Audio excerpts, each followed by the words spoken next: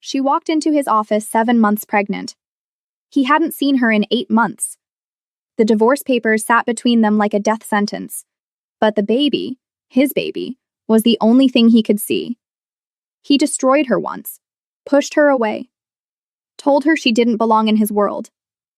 Now she's back, stronger, richer, and she doesn't need him anymore. But he's never stopped needing her. And the child she's carrying? It's the only reason he has left to live.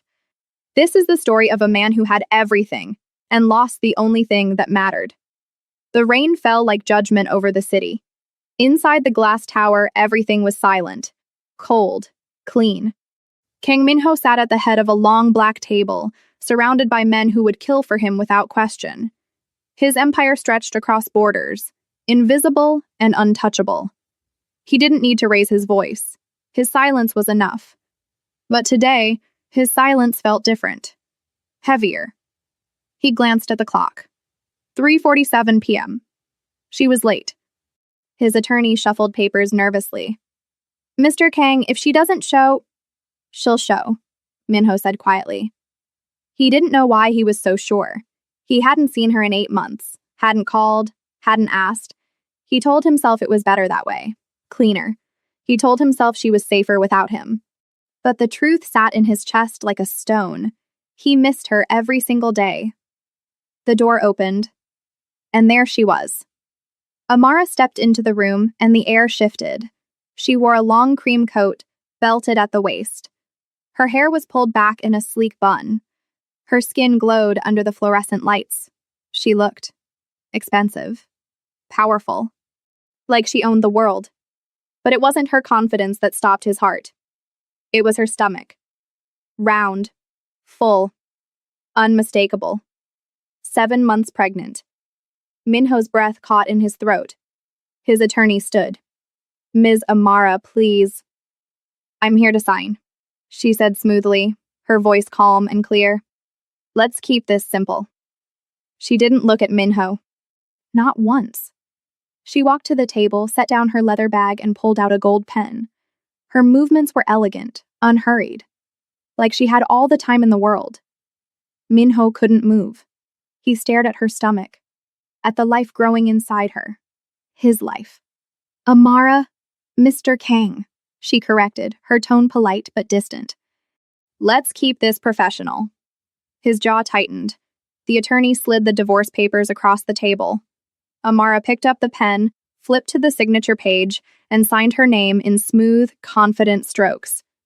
She didn't hesitate. She didn't cry. She just signed. And when she was done, she capped the pen, slid the papers back, and stood. Thank you for your time, she said softly. She turned to leave. Amara. His voice was low, rough. It stopped her mid-step. She didn't turn around. Whose is it? He asked. The question hung in the air like smoke. Amara tilted her head slightly, just enough for him to see the curve of her jaw, the slight smile on her lips. Does it matter? She said quietly. And she walked out. The door closed behind her with a soft click. Minho sat frozen, his hands gripping the edge of the table so hard his knuckles turned white. His attorney cleared his throat. Sir, the papers are signed. It's done. But Minho didn't hear him. All he could hear was the echo of her footsteps. All he could see was her stomach. 7 months. He did the math in his head. 8 months since he left her. 7 months pregnant. The timeline fit. The baby was his. And she didn't tell him. Minho didn't sleep that night. He stood by the floor-to-ceiling window of his penthouse, watching the city lights blur through the rain. His whiskey sat untouched on the marble counter. He replayed the moment over and over. Her stomach, her calm, her smile. Does it matter? Of course it mattered. It was the only thing that mattered. He pulled out his phone and dialed a number. Find her, he said when the line connected. I want to know where she lives, where she works, who she talks to. Everything. Yes, sir. He hung up. 2 hours later, his phone buzzed. A message. A file. He opened it. Amara Okoro, 29 years old. CEO of Lumina Consulting, a boutique business strategy firm based in Manhattan. Estimated net worth, $8 million. No romantic relationships on record. No social media presence. Lives in a penthouse in Tribeca. Minho stared at the screen. $8 million. She built an empire in 8 months. Without him. He felt something twist in his chest. Pride, regret, and something darker. Something possessive. She didn't need him anymore. But that baby was his. The next morning, Minho sat in the back of his black SUV, parked across the street from Lumina Consulting. He watched the glass doors. At 9:15 a.m., she arrived. She stepped out of a sleek silver sedan, wearing a tailored navy dress that hugged her curves and her growing belly. She moved with grace, her heels clicking softly against the pavement. She looked radiant. Minho's chest tightened. He wanted to get out, to walk up to her, to demand answers, but he didn't. Instead, he watched her disappear inside. And he waited. That evening, Amara left the office at 7 p.m. She walked to a nearby cafe, ordered a decaf latte, and sat by the window with her laptop. Minho followed. He sat 3 tables away, hidden behind a newspaper he wasn't reading. She worked quietly, her fingers moving across the keyboard. Every so often, she placed a hand on her stomach, rubbing it absently. Minho's throat tightened. He wanted to touch her, to feel the baby move, to ask her why she never told him. But before he could move, her phone rang. She answered. "Hey, Mom." Her voice softened, warmed. Minho listened. "Yes, I'm eating," she said with a small laugh. "No, I'm not overdoing it. The doctor said everything's fine." A pause. I know you're worried, but I'm okay. Really." Another pause. Longer this time. "No, Mom." "He's not involved, and he won't be." Minho's jaw clenched. Amara sighed softly. "Because he made his choice, and I made mine." She hung up. For a moment, she just sat there staring at her laptop screen. Then she closed it, stood, and walked out. Minho didn't follow her this time. He sat in the cafe, staring at the empty chair where she'd been. He made his choice. She was right. He had. 8 months ago, he told her she didn't belong in his world, that loving him would destroy her, that she deserved better. He thought he was protecting her, but all he did was lose her. And now she was carrying his child, and he had no right to either of them. That night, Minho made a decision. He wasn't going to let her go. Not again. 3 days later, Amara received a delivery at her office. A bouquet of white peonies. Her favorite. No card. She stared at the flowers for a long time, her hand resting on her belly. She knew who sent them. The next day, another delivery. This time, a box of imported chocolates from Belgium. Dark chocolate with sea salt, the kind she used to crave during late nights with him. Still no card. On the 3rd day, a handwritten letter arrived. She opened it slowly, her heart pounding. "Amara, I know I have no right to ask for anything. I know I hurt you in ways I can't take back, but I need to see you, not for me, for the baby. M." Amara folded the letter carefully and placed it in her desk drawer. She didn't reply. But the next evening, when she left her office, Minho was waiting. He stood beside a black car, hands in his pockets, his expression unreadable. Amara stopped. For a moment, they just looked at each other. Then she sighed and walked toward him. "You shouldn't be here," she said quietly. "I know." "Then why are you?" Minho's gaze dropped to her stomach. "Because that's my child." Amara's jaw tightened. "You don't know that." "Yes, I do." She looked away. "It doesn't matter. It's the only thing that matters." "No," she said firmly, meeting his eyes again. "What matters is that I'm giving this baby a stable, safe, loving life. And you—" She paused, her voice softening. "You can't give that. You know you can't." Minho stepped closer. "I can change." Amara let out a bitter laugh. "You said that before. This time is different." "Why? Because there's a baby now?" "Yes." His honesty surprised her. She searched his face, looking for the lie, the manipulation, the excuse, but all she saw was pain. "Minho," she whispered. "You live in a world I can't be part of. You said it yourself. I was wrong. Were you? Her eyes filled with tears. Or are you just afraid of losing something else? He flinched. She wiped her eyes and stepped back. I'm not doing this. I'm not letting you back in just because you're scared or guilty or... I love you. The words hung in the air between them. Amara froze. Minho took another step closer. I never stopped. Not for a single day. Her lip trembled. Then why did you leave? Because I thought I was saving you. His voice cracked. I thought you'd be safer without me. Happier. I wasn't. I know. He reached out slowly, carefully, and placed his hand on her stomach. She didn't pull away. He felt the baby kick. His breath hitched. This is real, he whispered. This is ours. Amara closed her eyes, tears slipping down her cheeks. I can't go through this again, Minho. I can't. You won't have to, he said softly. Because I'm not leaving. Not this time. Not ever. She opened her eyes and looked at him. Really looked at him. And for the first time in 8 months, she saw the man she fell in love with. Not the mafia boss. Not the king of shadows. Just him. I need time, she whispered. I'll wait. She nodded slowly. Okay. He lowered his hand, but his eyes never left hers. Okay, he echoed. And for the first time in months, they both felt something they thought they'd lost forever. Hope. The following weeks were strange. Minho didn't push. He didn't demand. He didn't show up uninvited. But he was there. Every morning, a text. Good morning. How are you feeling? Every evening, another. Did you eat? Did you rest? Sometimes Amara replied. Sometimes she didn't.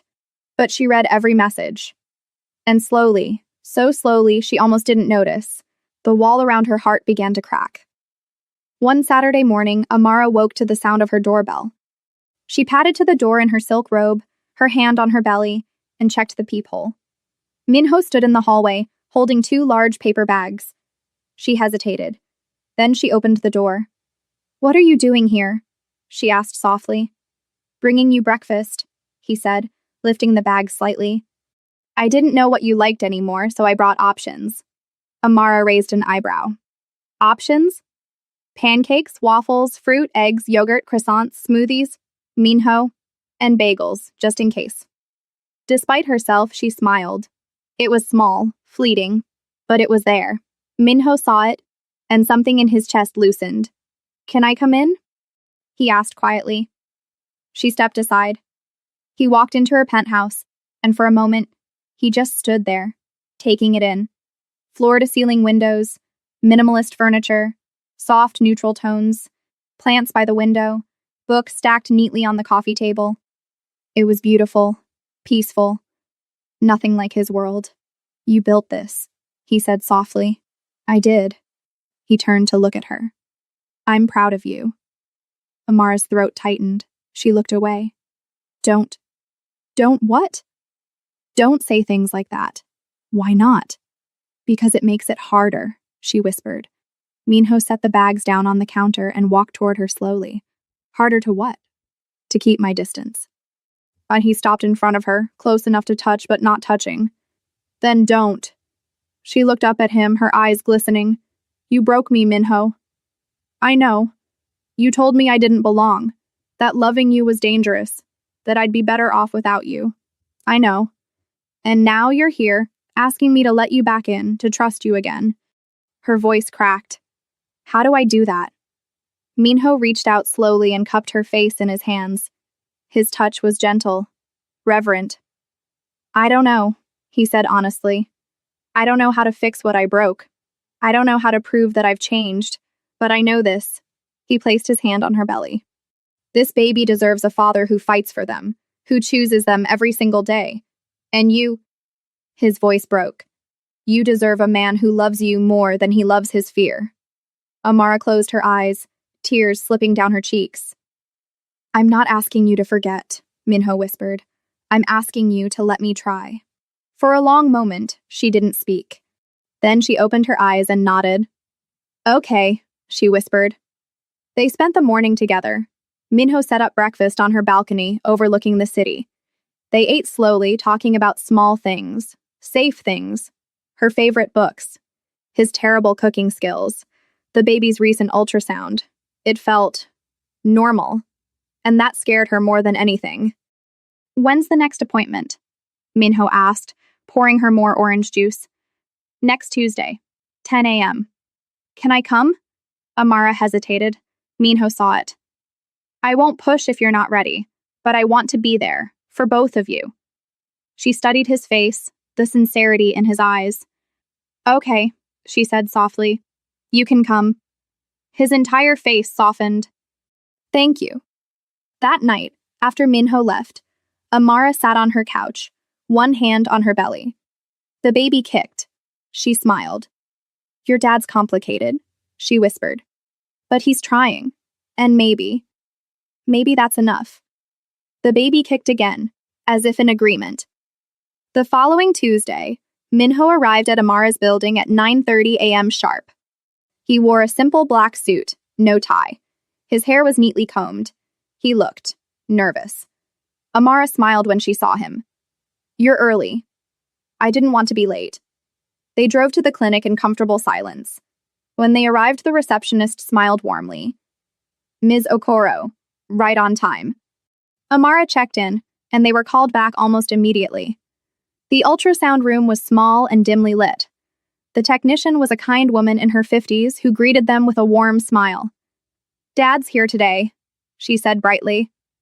Amara glanced at Minho. He didn't correct her. Neither did she. The technician applied gel to Amara's belly and moved the wand slowly, and then the sound of a heartbeat filled the room, strong, steady, perfect. Minho's breath caught. He stared at the screen, watching the tiny figure move. Arms, legs, a head, a beating heart. His child, his eyes filled with tears. Amara saw it. She reached out and took his hand. He squeezed it gently, his thumb brushing over her knuckles. Everything looks great, the technician said. Baby's measuring right on track, healthy and strong. Can we know the gender? Wait, if you're married or in a relationship, this message is for you.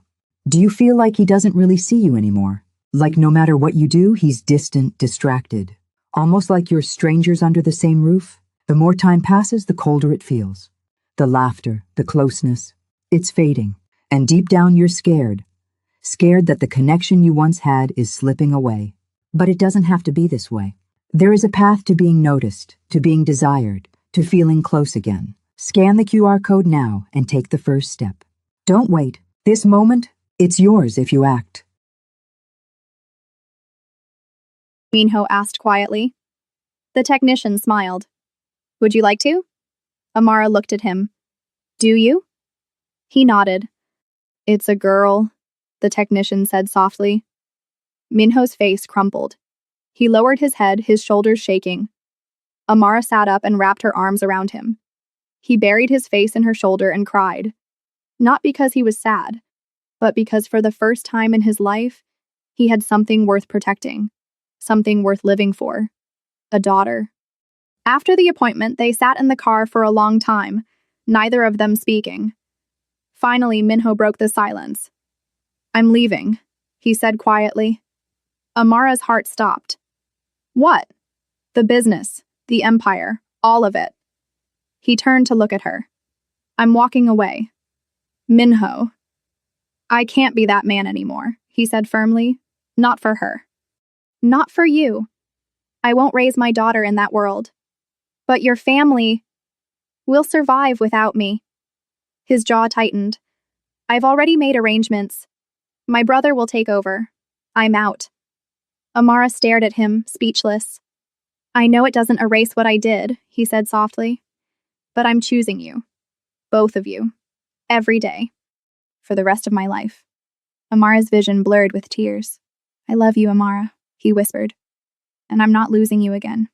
She leaned forward and kissed him. Softly. Slowly. Like coming home. When they pulled apart, she whispered, I love you too. The next 3 months were the hardest of Minho's life. Walking away from the empire wasn't as simple as signing papers. It meant untangling decades of loyalty, blood debts, and silent agreements. It meant facing men who had followed him into war and telling them he was done. Some understood. Most didn't. His uncle called him a coward. His brother called him selfish. His father, who had built the empire with blood and bone, called him a traitor. But Minho didn't care. Every time doubt crept in, he thought of Amara's hand in his, of his daughter's heartbeat on the ultrasound, of the life he wanted to build. And he kept walking away. Amara watched him through it all. She saw the exhaustion in his eyes, the weight he carried, the fear he tried to hide. But she also saw his resolve. He showed up every day, to her appointments, to her cravings at 2 a.m., to the quiet moments when she felt scared and overwhelmed. He was there. Always. One evening, as they sat on her couch assembling a crib, Amara asked the question she'd been afraid to ask. Do you regret it? Minho looked up from the instructions. Regret what? Leaving. Giving it all up. He set down the screwdriver and turned to face her fully. No, he said simply. Not for a second. But your family. You're my family, he said firmly. You and our daughter. That's it. That's all that matters. Amara's eyes filled with tears. He reached out and wiped them away gently. I wasted 8 months without you. I'm not wasting another second. She leaned into him, resting her head on his shoulder. I'm scared, she whispered. Of what? That something will happen. That they'll come for you. That I'll lose you again. Minho wrapped his arms around her. You won't. I promise. You can't promise that. Yes, I can. He pulled back and looked into her eyes. Because I'd die before I let anything happen to you or our daughter. Amara believed him. 2 weeks later, everything changed. Amara was in her office when her assistant knocked on the door, looking pale. Ms. Okoro, there's someone here to see you. Who? He says his name is Kang Ji-hoon. Amara's blood ran cold. Minho's brother. She stood slowly. Send him in. Ji-hoon entered like a storm, tall, sharp-featured, with the same dark eyes as Minho but none of his warmth. He looked at her with cold appraisal. So you're the reason my brother abandoned his legacy, he said flatly. Amara straightened. I didn't ask him to. Didn't you? Ji-hoon stepped closer. You got pregnant. You played the victim. And now he's throwing away everything our father built. That's not... He's weak because of you. He's free because of me, Amara shot back. Ji-hoon's jaw tightened. You think you've saved him. But all you've done is make him a target. Every enemy we have now sees him as vulnerable. And they'll come for him. For you. For that baby. Amara's hand went to her belly instinctively. Ji-hoon saw it. His expression softened. Just slightly. I didn't come here to threaten you, he said quietly. I came to warn you. Minho thinks he can just walk away. But our world doesn't work like that. Then what do you want me to do? Convince him to come back, to take his place. It's the only way to keep all of you safe. Amara shook her head. I won't do that. Then you'll lose him. Maybe, she said softly. But at least I'll have tried to give him a life worth living. Ji-hoon stared at her for a long moment. Then he nodded slowly. I see why he loves you. He turned and walked toward the door. But before he left, he looked back. If you need help, he said quietly, call me. And then he was gone. That night, Amara told Minho everything. He listened in silence, his jaw tight. When she finished, he stood and walked to the window, staring out at the city. I should have known, he said quietly. Known what? That they wouldn't let me go that easily. Amara walked up behind him. Ji-hoon said you're in danger. I've always been in danger. But now we are too. Minho turned to face her, his expression fierce. No one is touching you, or our daughter. I don't care what I have to do. Minho, I'll end this, he said firmly. Once and for all. How? He cupped her face in his hands. Trust me. She searched his eyes. Then she nodded. Okay. Minho made one final call. Not to his brother, not to his father, to the council. the council was older than any single family. They were the unseen hand that governed the underworld. Judges, mediators, enforcers of ancient codes that predated nations.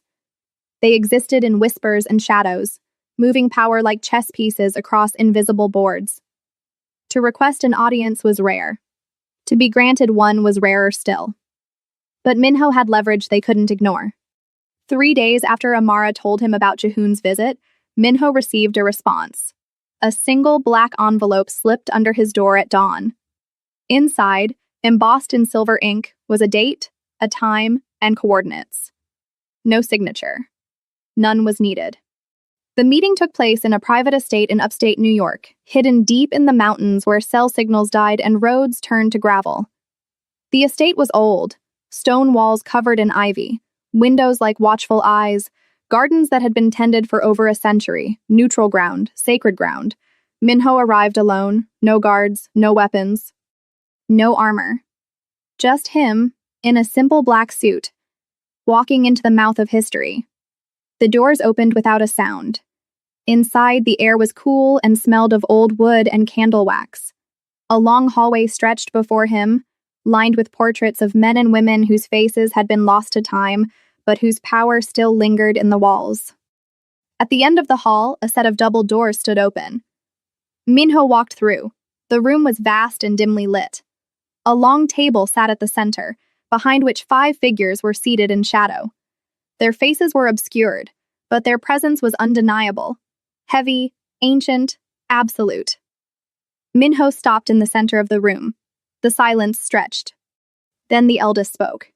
His voice was rough, like stone grinding against stone. Kang Minho, you have requested release from your bloodline obligations. I have, Minho said calmly. State your reasons. I choose a different life. One of the other figures leaned forward, a woman, her voice sharp and clear. You were born into this world. Your blood carries debts older than you. You cannot simply walk away. I can, Minho said. And I am. Your family will see this as betrayal, the eldest said. My family sees everything as betrayal. A third voice spoke, low, measured. What makes you believe you have the right to leave? Minho met the shadow's gaze without flinching. Because I have something more important to protect. Your empire? The woman asked, a hint of mockery in her tone. My daughter. The room went silent. Even the shadows seemed to pause. The eldest leaned back slowly. A child. Yes. And the mother. The woman I love. The woman I abandoned. The woman I'm choosing now, every day for the rest of my life. The fourth figure, who had not yet spoken, finally did. His voice was softer, almost kind. And you believe love is worth more than legacy? I know it is, Minho said without hesitation. The fifth figure, silent until now, laughed quietly. It was a dry, humorless sound. Foolish. Maybe, Minho agreed. But it's my choice. The eldest raised a hand, silencing the others. What do you offer in exchange for your freedom? Minho reached into his jacket and pulled out a thick folder. He walked forward and placed it on the table. Everything, he said. Every contact I've ever made, every route I've ever secured. Every account, every safe house, every shadow deal I've ever brokered. I'm giving you total transparency. My entire network, laid bare. The eldest opened the folder slowly. His eyes, dark and unreadable, scanned the contents.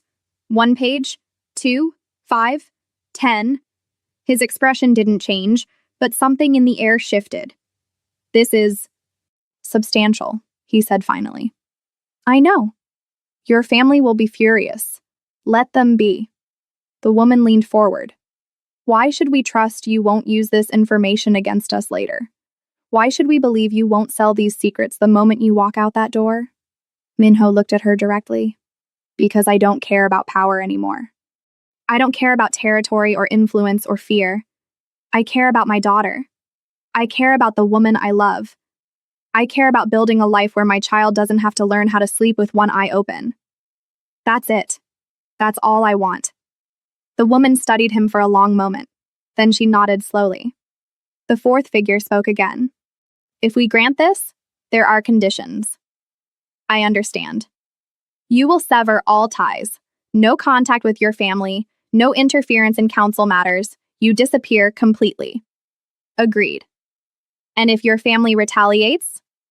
They won't, Minho said. Not if the council makes it clear that I'm under your protection. The eldest closed the folder and set it down carefully. Very well, he said. We accept your terms. You are released from all obligations. You and your family. He paused, the weight of the words settling over the room. Are under our protection. Any attempt on your lives will be considered an act of war against the council itself. Minho felt something inside him break open. Not with pain, with relief. Thank you, he said quietly. The eldest waved a hand. Go. Build your life. Forget this world. Minho turned to leave. But before he reached the door, the kind-voiced figure spoke one last time. Minho. He stopped. Your father built an empire of shadows. You're building one of light. That takes more courage than you know. Minho didn't turn around, but he nodded, and then he walked out. Into the sunlight. Into freedom. When Minho returned to the city, Amara was waiting. She sat on the couch in her penthouse, one hand on her belly, her eyes red from crying. The moment he walked through the door, she stood. Is it done? She whispered. It's done. She exhaled, her entire body sagging with relief. Minho crossed the room in 3 strides and pulled her into his arms. We're free, he whispered into her hair. All of us. Amara clung to him, tears soaking into his shirt. I was so scared, she admitted. I know. Me too. She pulled back and looked up at him. What happens now? Minho cupped her face in his hands. Now we live. The next 3 months passed like a dream. Minho and Amara moved out of the city, into a quiet house in the suburbs of Connecticut.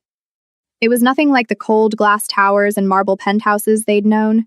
It was warm, soft, full of light. The house had a wraparound porch, a big backyard with old oak trees, and a nursery painted the palest shade of cream. Minho spent his days transforming the space, building shelves, assembling furniture, planting a garden. His hands, which had once signed contracts in blood, now held hammers and paintbrushes. Amara watched him from the kitchen window, one hand on her growing belly, and smiled. He was different now. Lighter. At night, they lay in bed together, Minho's hand resting on her stomach, feeling their daughter kick. What do you think she'll be like? Amara asked one evening. Strong, Minho said without hesitation. Like you. Stubborn? Like you. He laughed softly. God help us. Amara turned to face him. Are you happy? Minho looked at her. Really looked at her. At the woman who had saved him without even trying. At the life growing between them. At the future he'd never thought he deserved. Yeah, he said quietly. I really am.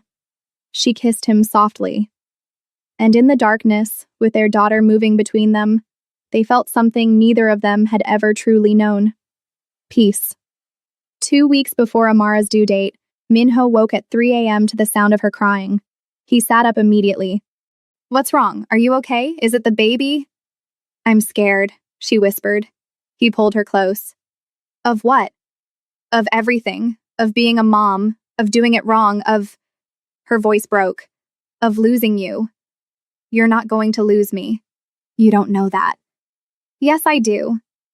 He tilted her face up gently. I'm not going anywhere, Amara. Not ever again. I promise. But what if something happens? What if... Then we'll face it together, he said firmly. You, me, and our daughter. That's how this works now. Amara searched his eyes. Then she nodded slowly. Okay. He kissed her forehead and held her until she fell back asleep. But he stayed awake, staring at the ceiling, making silent promises to the life growing inside her. I will protect you. I will love you. I will be the father you deserve. On a quiet Sunday morning, 2 weeks later, Amara woke Minho at 5 a.m. It's time, she said calmly. Minho shot out of bed like he'd been electrocuted. Time? Time? Like baby time? Yes, Minho, baby time. Okay. Where's the bag? Where are my keys? Do we call someone? Should I? Amara laughed despite the contraction. Breathe. I'm trying. You're supposed to be the calm one. I'm terrified. She reached out and took his hand. So am I. But we're doing this together. The drive to the hospital was a blur. Minho gripped the steering wheel so tightly his knuckles turned white. Amara breathed through contractions, her hand resting on her belly. You're doing great, he said.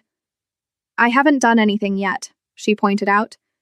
You're about to bring our daughter into the world. That's everything. When they arrived, the nurses whisked Amara into a room. Minho followed, refusing to leave her side. The hours that followed were the longest of his life.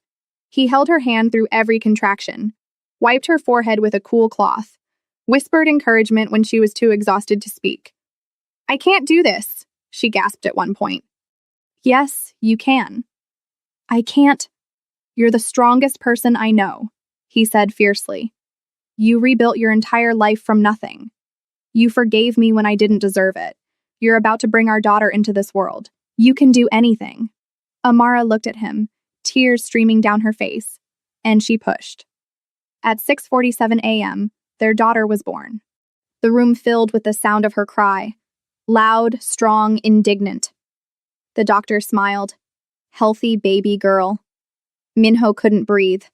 The nurse cleaned her quickly, then placed her in Amara's arms, and time stopped.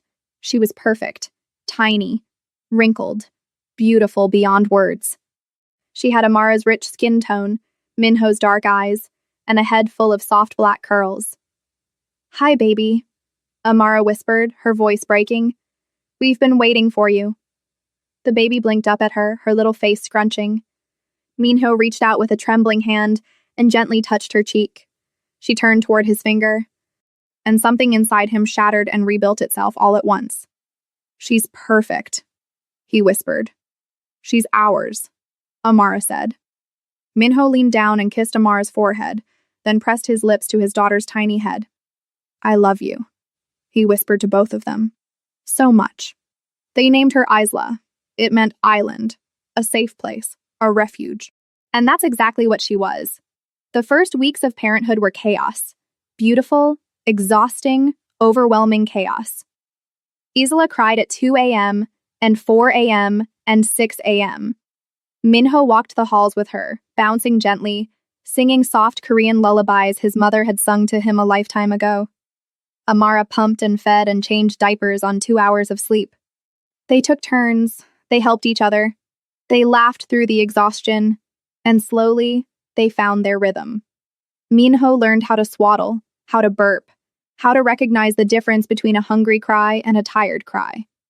Amara learned to ask for help, to rest when she needed to trust that Minho wouldn't disappear. And Isla, tiny perfect Isla, grew. One night, when Isla was 3 weeks old, Minho found Amara standing in the nursery, holding their daughter and crying. Hey, he said softly, walking over. What's wrong? Nothing, Amara whispered. I'm just happy. Minho wrapped his arms around both of them. Me too, he said. They stood there in the soft glow of the nightlight, the three of them swaying gently. A family, 6 months later. Isla had grown into a chubby, curious baby with the loudest laugh Minho had ever heard. She had Amara's smile, Minho's stubbornness, and an uncanny ability to charm everyone she met.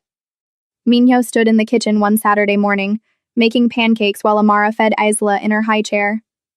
She likes bananas now, Amara said, mashing one up. She likes everything, Minho pointed out. She gets that from you. I wasn't a chubby baby. You're a chubby adult, Minho gasped in mock offense. I am not, Isla giggled, banana smeared across her face. They both turned to look at her, and they melted. She's laughing at you, Amara said. She's laughing with me, Minho corrected. Sure she is. He walked over and kissed the top of Isla's head, then Amara's lips. I love you, he said. I love you too. Isla banged her hands on the high chair tray, demanding attention. Minho laughed. And I love you most of all. That afternoon, they took Isla to the park. Minho pushed her in the baby swing while Amara took pictures, her smile so wide it hurt. Higher, Daddy! Isla squealed, even though she couldn't form full sentences yet. She definitely just said Daddy, Minho insisted. She said ah, Amara corrected. Potato, potato. Amara laughed, shaking her head. Later, they sat on a blanket under the trees, Isla asleep in Minho's arms. Amara leaned against his shoulder. Do you ever think about your old life? She asked quietly. Minho looked down at Isla's sleeping face. Sometimes. Do you miss it? Not even a little. Amara tilted her head to look at him. Really? Really. He kissed her temple. That life was empty. This, he gestured around them. This is everything. Amara smiled. And they sat there, in the quiet afternoon sunlight, just being. 1 year later. Isla took her first steps on a Tuesday morning in the living room. Minho was working from home. He'd started a consulting business, using his strategic mind in ways that didn't involve blood or fear. And Amara was folding laundry. Isla, who had been cruising along the couch, suddenly let go. She wobbled, teetered, then took 1 step, 2, 3, and fell into Minho's waiting arms. She walked, Minho shouted. Amara dropped the laundry and ran over. Do it again, baby. Come to Mama. Isla giggled and walked again, this time straight into Amara's arms. They cheered like she'd won the Olympics. And Isla, delighted by the attention, walked back and forth between them for the next 20 minutes. That night, after Isla was asleep, Minho and Amara sat on the back porch watching the stars. She's growing up so fast, Amara said softly. I know. It's terrifying. And beautiful. Amara looked at him. You're a really good dad. You know that? Minho's throat tightened. I'm trying. You're not trying. You are. He pulled her close and kissed her slowly. Thank you, he whispered. For what? For giving me this. For believing in me. For loving me when I didn't deserve it. Amara cupped his face in her hands. You deserve it now. Years passed. Isla grew into a bright, fearless little girl with her mother's intelligence and her father's determination. She asked a million questions, climbed everything, loved books and bugs and painting. She had no idea who her father used to be, and Minho intended to keep it that way. One evening, when Isla was 5, she climbed into Minho's lap while he was reading. Daddy? Yeah, sweetheart. What did you do before I was born? Minho's heart stopped. He glanced at Amara, who was watching from the kitchen. She nodded slightly. Minho looked back at Isla. I used to be someone else. Like a superhero? He smiled sadly. No, not like a superhero. Then what?